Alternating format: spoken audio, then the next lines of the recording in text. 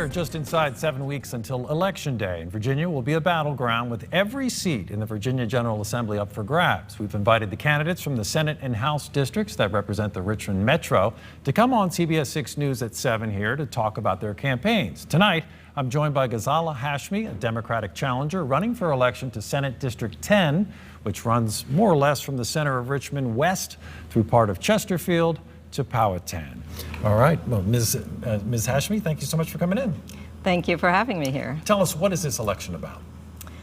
So this election really is about our values, and it's about who we are as a society.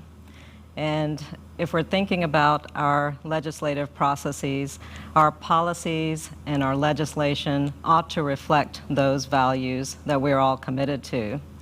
I know what I care about, and when I'm speaking to voters throughout the district on a daily basis, it's amazing to me how so many people reflect the same concerns that I have.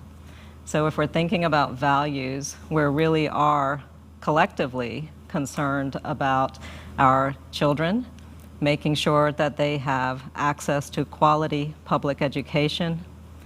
And so many people also speak to me about making sure that we have accessible and affordable health care. And we also are all concerned about ensuring that our communities are free from gun violence.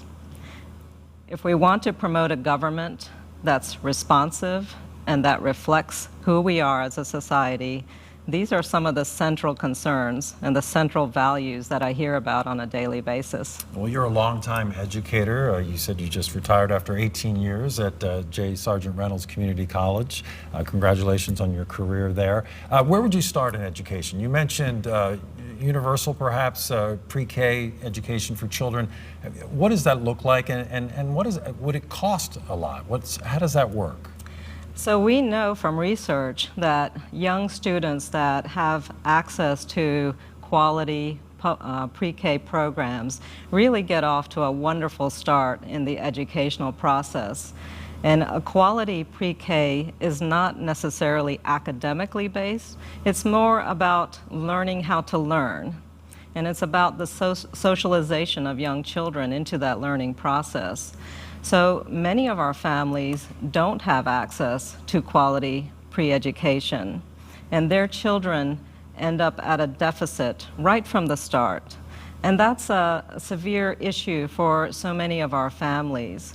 So universal quality pre-K means that we are offering our communities opportunities to enroll their children in programs that are going to support their learning and that are going to give them the best start possible for their educational pathway. While we think that might be a cost to us as a society, we have to be thinking in the long term. So in the long term, a quality pre-education, pre-K education program means that we have more successful students, that we have greater adaptability of our young folks into the learning process, and that ultimately, when they do go on for higher education, whatever form that takes, that we are not then remediating them on the skills such as math and reading and writing that we often have to do at the college level. So ultimately, investing in our youngest students at an early age is actually the best decision, the best economic decision that we can make for our communities. So it's a strong opportunity to make a change. Payback later greater than the initial cost. Absolutely. What about healthcare, access to healthcare? Now, Medicaid expansion brought some up to 400,000 Virginians onto the healthcare coverage rolls.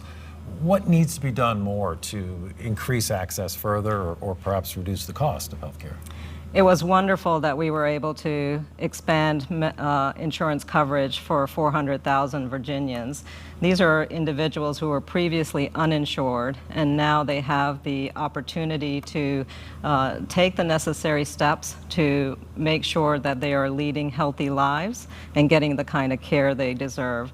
So I think our next steps ought to be to expand not just insurance, but health care resources and healthcare opportunities. So these include practicing good preventative care so that we don't find individuals in crisis situations and healthcare emergencies.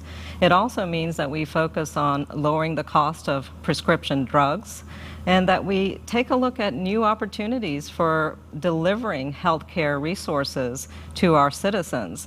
And these include advancing technologies such as telehealth. And if we are able to reach our residents in areas where they've previously not been served, such as our rural populations or even in urban centers, we can make great advancements in securing good health options for our citizens. Our time has flown by. I apologize. It's as brief as it is, but Ghazala Hashmi, candidate in Senate District 10, thank you so much for coming in. Thank you. And again, we have invited all the candidates here at CBS 6 at 7. And once we do the interviews, we post them all at WTVR.com. Let's send it out to Francis.